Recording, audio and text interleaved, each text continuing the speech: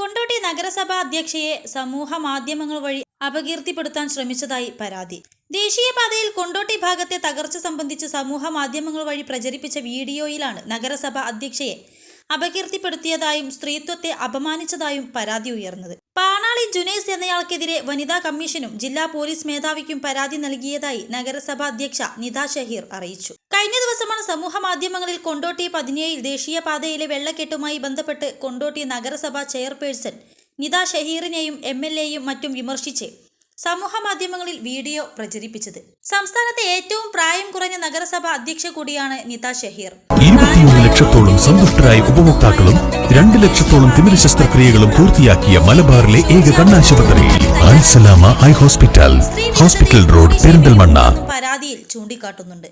നല്ല രീതിയിലുള്ള വിമർശനത്തെ സ്വീകരിക്കുന്നതായും സ്ത്രീകൾക്കെതിരെയുള്ള വിമർശനങ്ങൾ സഭ്യമായ ഭാഷയിലാകണമെന്നും നിത ഷഹീർ പറഞ്ഞു.